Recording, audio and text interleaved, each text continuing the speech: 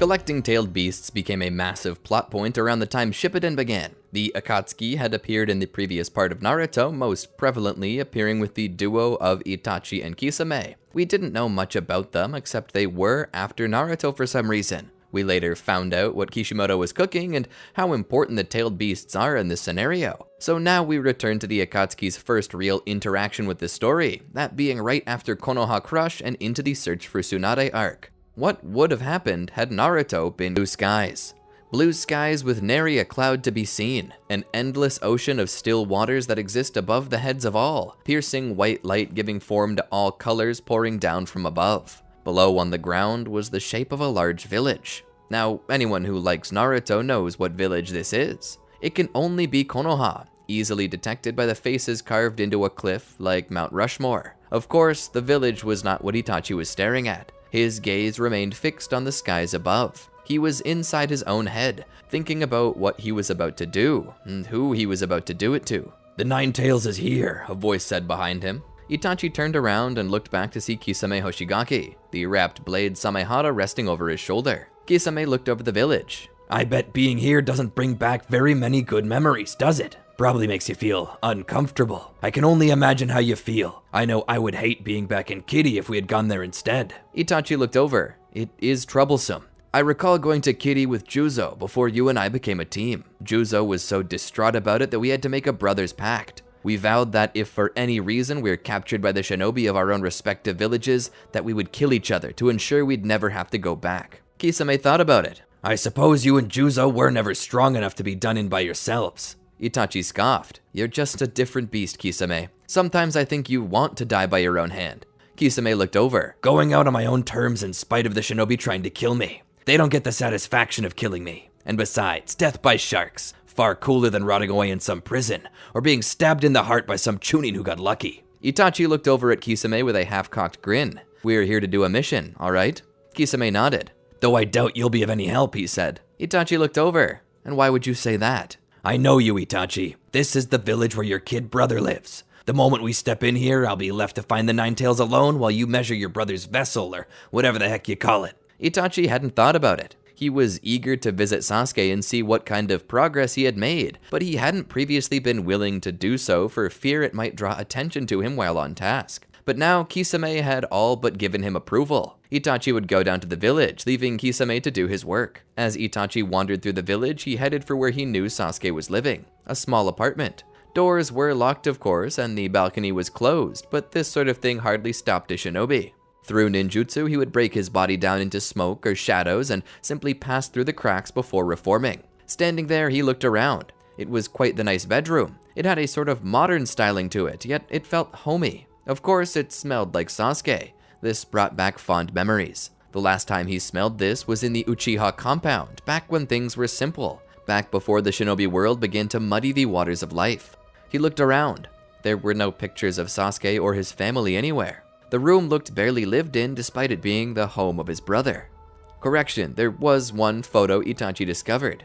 Lying face down on the table beside a little CRT television was a picture of Sasuke and his team. The image showed Kakashi Hatake standing over the trio smiling. Below on the bottom was Sakura smiling brightly, Naruto to the right side giving skunk eye to Sasuke, and Sasuke on the left not really looking like he cared to be there. "Well, I found the target," Itachi thought to himself as he looked at Naruto in the image.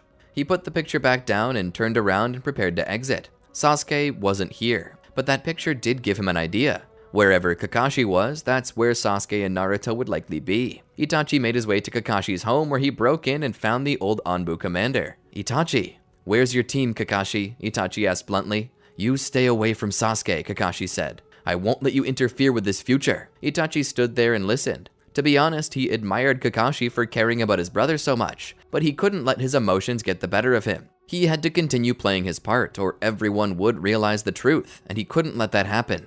"Ironically, it's not Sasuke we're after," he said, a subtle hint to Kakashi that he hoped would reach the upper echelons of the Leaf, telling them what it was the Akatsuki were truly after. He then cast Kakashi under Tsukiyomi, something that Kakashi managed to resist a bit as he rushed Itachi to attack him. Itachi was surprised, but he managed to get Kakashi off of him, knocking him into the wall, leaving him unconscious. What was that? Itachi wondered. Did he resist Tsukiyomi? How did he do that? Itachi carefully examined Kakashi. Willpower alone?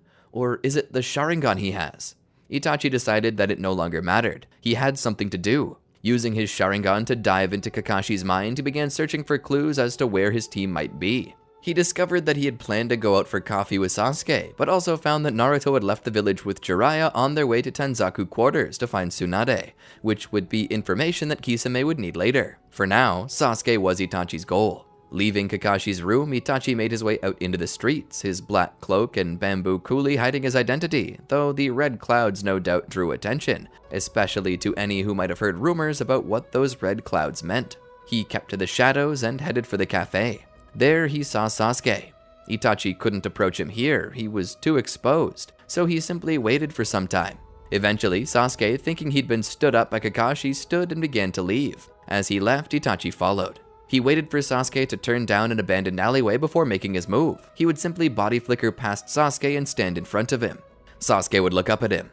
Itachi read the emotions on his face. At first, he was confused, then cautious, then upon looking at his face was filled with terror, and finally filled with rage. Sasuke's Sharingan activated. To Tomoe, still no Mangekyo. Pathetic. Sasuke attacked Itachi. He tried to kick him, but Itachi grabbed his ankle mid-air and used it to slam Sasuke against the wall. Sasuke was stunned for a moment, but would get his bearings. He would stand and come at Itachi again, only to have his wrist broken and pushed against the wall by his throat. It hurt Itachi so much to do this. He nearly lost composure when he heard the audible crunch in Sasuke's arm. All the same, Itachi held it together. After all, he was playing a role, and Sasuke would be okay. "It would be so easy for me to kill you right now," Itachi said. "But you haven't yet reached your full potential. It would be useless for me to continue this attack. If I ever wish to know how truly powerful I am, I need a worthy opponent. I think you need to seethe a little more. I think you need to remember why you hate me." Itachi would suddenly cast Tsukiyomi on Sasuke, causing him to relive the murder of their parents on loop. He let Sasuke drop to the ground. Itachi felt even worse now. How could he do this? He stepped back and looked down at his little brother. "This is for the best," he told himself. "This is for the best," he said once more, reassuring himself that what he was doing was good. "He'll grow to hate me, and then one day when he's strong enough, he'll avenge his clan. He'll kill me. He'll be a hero. He'll be happy." Itachi began to turn and walk away. As he did, he found Kisame squatting on a wall above them. Itachi looked up. Kisame was smiling, his pointed teeth showing through his nefarious grin. "You found your brother. I suppose he wasn't yet ripe enough." Itachi shook his head. "He still has more untapped potential. I'll give him more time to cultivate it. For now, let's focus on Naruto. I know where he's going." "Oh," Kisame questioned. "You were too busy to help me investigate, but during your little errand, you simply stumbled across this?" Itachi wasn't sure what Kisame was getting at. Was this a subtle jab at how obviously he and the rest of the Akatsuki didn't trust Itachi? He wasn't going to ask about it. Frankly, they shouldn't trust him. But since they allowed him to stay, perhaps they didn't fully grasp his relationship with Konoha. Itachi elected to simply explain. "Sasuke and our target Naruto are both genin under Kakashi Hatake. While searching through Kakashi's mind for Sasuke's location, I stumbled across Naruto's. He and Jiraiya, the Toad Sage of the legendary Sannin, are headed to Tanzaku quarters. If we leave now, we might be able to catch up to them." Kisame nodded. And so the two began to leave the village. As they did, Itachi reflected on the death of Hiruzen. Hiruzen was one of the few people in Konoha that Itachi felt he could trust, and now that he was dead, who would take his place? There was really only one option available for that position, and Itachi didn't really like it.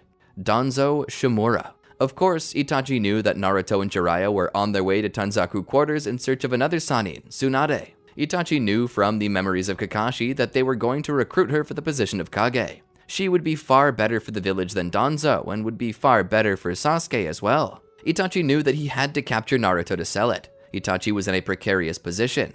He was currently in the business of spying on the Akatsuki for Konoha. But what was funny was that it seemed that the masked man, Tobi, was the true leader of the Akatsuki, and he knew this and allowed him to stay anyway, provided that he continued to do his job and didn't blatantly betray the Akatsuki. This meant that Itachi would need to capture Naruto for real. None of this beating around the bush. As the two continued to walk down the road toward Tanzaku quarters, Kisame spoke. "Why is it that you focus on Sasuke so much?"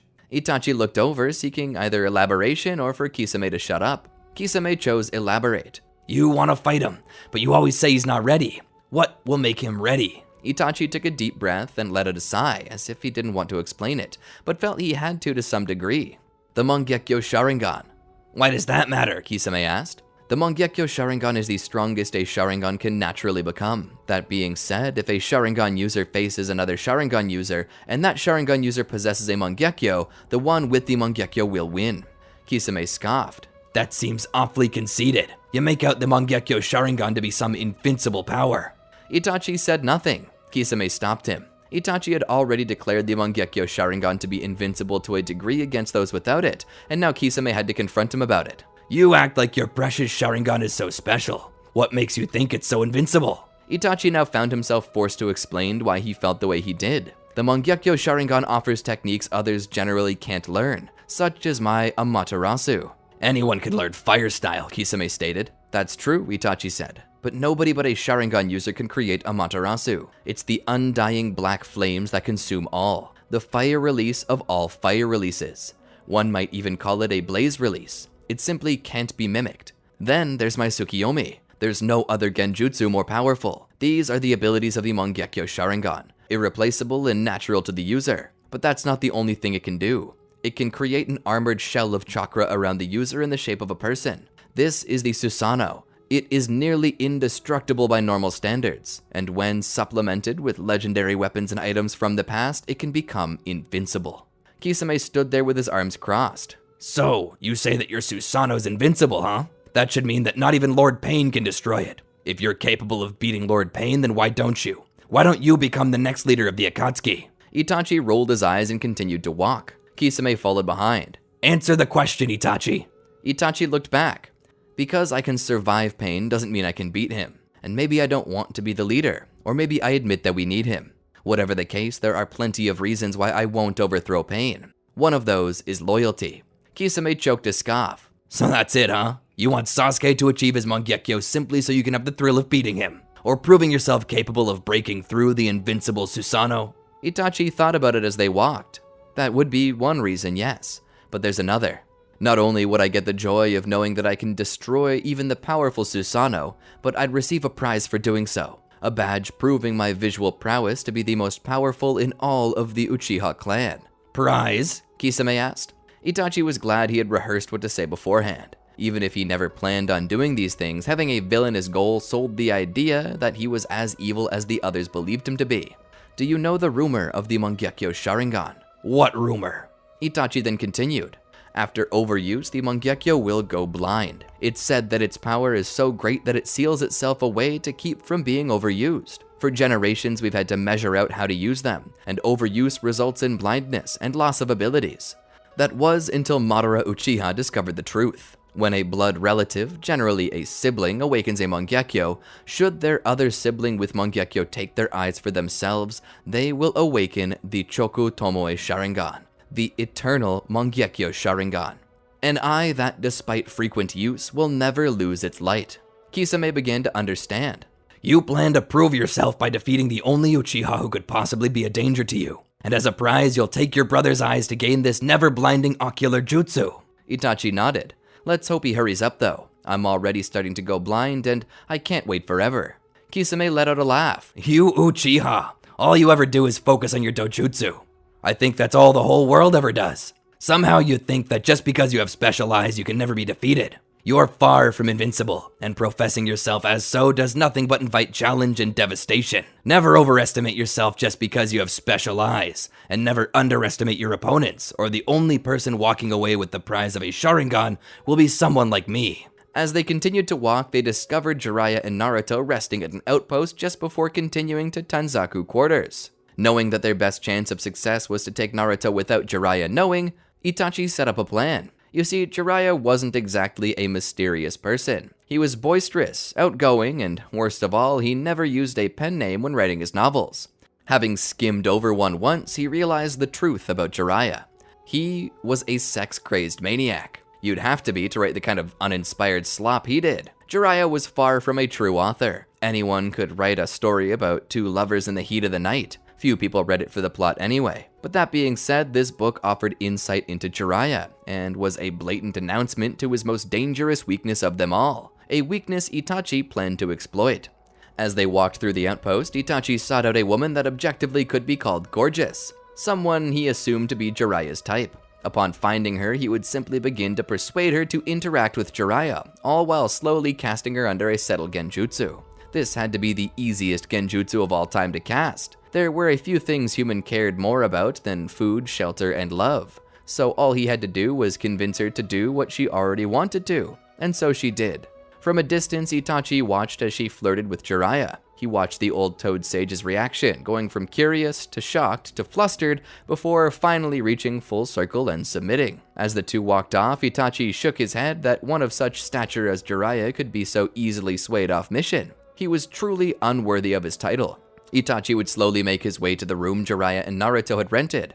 A quick pick of the lock and the door was open. They stepped in to find Naruto sleeping in bed. Itachi pointed to him and Kisame walked over, grabbing him. Turning around, they began to leave. As they did, however, a voice caught them from behind. "You know, that woman truly was a beauty. She was kind as well. The perfect kind of girl if you ask me. She made me feel so handsome. That's how I knew something was wrong." Itachi looked back to see Jiraiya. Jiraiya continued, "The thing is, girls never approach me. I'm getting old, covered in warts, and even I know I smell bad. The most suspicious thing you could do to me is have a woman talk to me first." Itachi looked back at Kisame and then to Jiraiya. "Seems I underestimated you. I'll have to adopt new expectations." "Or you could surrender," Jiraiya said as he raised his hands to a shrug. "That's an option." Itachi shook his head. "Kisame, get out of here with the boy." "No, you don't," Jiraiya said as he stepped forward. Itachi would stop Jiraiya getting in the way. "You'll have to deal with me first if you wish to go after my partner." Jiraiya sneered. "I'll fold you like a rusty beach chair." Jiraiya tried to strike Itachi. Itachi would leap back. Creating distance between the two, Itachi would wait for Jiraiya's next move. Jiraiya would begin to form hand signs and then a fireball jutsu. Itachi would respond with one of his own. It was then that as he did so, Jiraiya called upon Fukasaku and Shima and achieved Sage Mode. He weaved more hand signs. "Wind Release, Toad Oil Flame Bullet." Shima and Fukasaku would then add in Wind-style Chakra as well as Spitting Toad Oil. This increased the flammability of the technique. In response, Itachi would retaliate with the Materasu, using it to supplement his fireball. This caused them both to push back on the other. As they both ran out of flames to spit, Itachi wasted no time jumping through the flames and attacking Jiraiya personally, using a kunai to his advantage. Jiraiya would raise his hands, pushing the blade and arm of Itachi to the side with the pad of the back of his hand. He would then go in for a strike to Itachi's face, which Itachi would catch. Pushing each other away, Jiraiya would utilize summoning Toadmouth Bind to summon the esophagus of a toad to his location, engulfing the entire hall while they were standing. "It's over now," Jiraiya said. "Nobody's ever escaped Toadmouth Bind." Itachi looked down and found that his feet were sticking to the ground. "Don't even bother. I can control this esophagus perfectly. That means I can easily crush you at any moment. Now give me back Naruto and I'll let you leave." Itachi looks around at the inside of the mouth. "I won't." Jiraiya clicks his tongue. "Suit yourself." The esophagus begins to close in on them. Itachi summons his Susanoo to catch it and prevent it from crushing him. As he did this, he used a Materasu to begin burning away at the esophagus. This surprised Jiraiya, as the toad that provided said esophagus was supposed to be able to breathe fire, and therefore should be immune to fire damage. For the safety of the toad who donated the esophagus, Jiraiya desummoned it so as to not get the creature killed. Jiraiya then had to contend with the Susanoo, however. Itachi's Susanoo struck out at Jiraiya. Jiraiya dodged out of the way and began spitting toad oil on the Susanoo. After that, he threw shuriken with paper bomb tags attached to them. This caused a large detonation. As the smoke began to settle, Jiraiya believed that he saw Itachi lying on the floor dead. He began to approach and saw the body suddenly turn into a log. Substitution jutsu. Jiraiya looked up and saw Itachi there looking down at him with his Mangekyo activated. With this, Jiraiya was cast under Tsukiyomi. "Ah, crap. I'm getting too old for this," was the last thing he said before succumbing to the genjutsu. As Jiraiya went down, Itachi landed on the ground, panting heavily, each of his eyes bleeding profusely. He wiped the blood from them and felt as if his vision were failing for a moment. He blinked a couple of times and felt his senses starting to return. He would look around and find nobody to watch. Walking to a nearby bathroom, he would enter it and attempt to flush his eyes. He tried to get the blood out of them to not obstruct his vision further. Looking to the white color of the walls, he could already see a new grouping of floaters hovering in his vision. He had to be at the halfway point in his Mangekyo. It wouldn't be much longer before they started to dim. Leaving the bathroom, he followed after Kisame and caught up with him just outside of the small outpost. "You still got the kid?" Itachi asked. Kisame held him up. Itachi looked at Naruto. "That's the target, all right." They then began to make their way back to the base. Naruto was kept sedated the entire time to limit the amount of squirming he could do. As they brought him in, Kisame called out to Pain. "Hey, Lord Pain, look at what we brought." The ring-eyed man would look down at Naruto, who was now starting to wake. "Lay him over there and strap him down. We'll begin the removal process immediately." Itachi couldn't help but speak up about something on his mind. "Pardon me, Lord Pain, but for what reason did you have us capture this boy? He's the bearer of the Nine Tails, correct?" Pain nodded. "It is for that reason and that reason alone that you've captured him." "That I know," Itachi said. "What I don't know is why him first. We haven't even captured the One Tail, and as far as I know, you can't put the Nine Tails into the statue until you have the other 8 beasts." Nagato understood Itachi's confusion. "Understandable. We're going to extract the Nine Tails from the boy and seal it away. We're not going to put it in the statue yet. We can't. But when an opportunity presents itself, we must take the Jinchuriki." "Where will you seal it?" Itachi asked. "That is for only Tobi to know," Pain said as he turned and walked away. Itachi stood there and watched as Kisame finished tying Naruto down. Itachi walked over and looked down upon Naruto. A part of him felt truly bad for the boy. He wanted to help him, to free him. Watching as the boy began to come to, Itachi couldn't help but feel as if he were killing Sasuke. This hurt Itachi quite a bit. He couldn't understand why, but he felt that this boy was similar to Sasuke in a strange sort of way. It was odd. It was like he felt that this boy was a brother to Sasuke, but despite that, he didn't feel like a brother to Itachi. He couldn't explain this feeling, he just knew what he felt. As Naruto came to, he began struggling against his bindings. "It's no use. Don't bother resisting." Naruto looked up. You're Sasuke's brother, Itachi." Itachi nodded. Naruto continued. How could you do that to your clan? To Sasuke?" Itachi shook his head. "I don't expect you to understand." "What are you doing to me?" Naruto asked as he continued to struggle, finding himself unable to move. "We're going to remove the tailed beast from inside of you." Naruto's eyes widened. "Wait, what? If you do that, I'll die."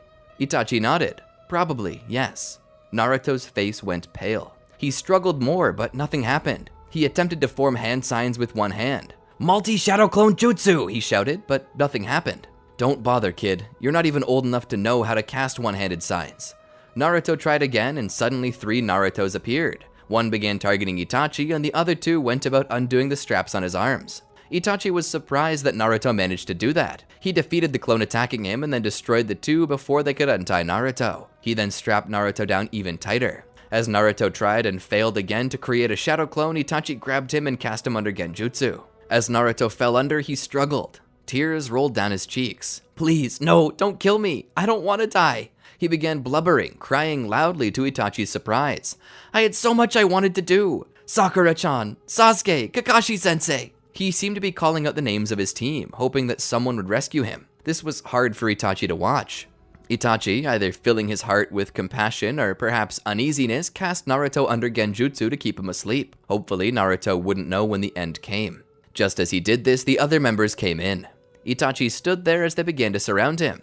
"How will you break the seal?" Itachi asked. "If you can't use the ghetto statue, what will you do?" "You will use your Sharingan to enter his psyche," Pain said. "Find the gate where the Nine Tails is. Unseal it and then escape. As the Nine Tails begins to come out, it will follow the orders of Tobi and will be sealed away by him." Itachi looked down at Naruto. He wanted to beg, plead, ask if there was any other way, but sadly, there wasn't. Itachi knew that, and if he began to show weakness here, if he began questioning it, he knew that the Akatsuki would begin to question his true motives. So Itachi did as commanded and teleported himself into Naruto's mindscape via his Sharingan. Once there, he began walking for a while. There was a large pool of water below his feet that almost seemed like a shallow reflecting pool. As he walked, he eventually came before a cage. He looked up at it and saw the sealing formula. He would walk to it, remove the tag, and then begin to open up the seal. As soon as the doors swung open, the Nine Tails came out. Pulling himself back out, Itachi stepped away as the red chakra in the shape of a fox's head began to emerge from Naruto. As it began to leave, it would be cast under a Genjutsu by Tobi and sealed away into the Kamui realm. Itachi looked down at Naruto and saw him draw his last breath. He wished this didn't have to go this way, but he couldn't betray the Akatsuki, and that meant doing this. If he didn't help here, he'd be considered a traitor, and thus couldn't continue to provide information to Konoha. Without that single bargaining chip, there was no clue what could happen. Chances were Sasuke would end up dead, and Danzo would likely be the next Hokage, so he couldn't take any chances. After the ritual, Itachi would take Naruto out to a beautiful field and bury him there under a tree. As he did this, he wondered what the consequences for his actions could be in the future. As it turns out, there would be quite a few consequences. Sasuke would leave the village and there'd be nobody there to stop him, or even attempt to stop him. They would be unable to stop the Akatsuki from taking Gaara and removing his tailed beast. There'd be nobody preventing Sasori from meeting up with Kabuto and Orochimaru. In the end, Sasori is still killed. Itachi himself would eventually be faced by Sasuke and killed, and Jiraiya would be killed by Pain. Pain likely wouldn't attack the Hidden Leaf Village, although this might still lead to a Kage summit anyway, since they determine what it is that the Akatsuki are after. Sasuke, after being informed by Tobi about what happened to Itachi, would storm the summit and kill Danzo. Killer B would be sent to Turtle Island, and because Naruto doesn't sense the war here, he can't tell B. B will likely stay on the island until further notice. It doesn't matter to the Akatsuki though, as they know where to find enough of the Eight Tails to finish awakening the Ten Tails. They then seal Kurama in. Pain is still alive at this point, but I assume he's defeated by Tobi, who steals his Rinnegan. Obito would absorb the Ten Tails. Ito Tensei Madara would be there watching, but he'd be unable to take the tailed beast for himself. Obito would then prepare to cast the Infinite Tsukiyomi. After doing so, Madara just stands there like nothing's even happening, as Ito Tensei remain unaffected by the Infinite Tsukiyomi. After this though, Black Zetsu would likely cover Obito and transform him into Kaguya, who Madara would fight.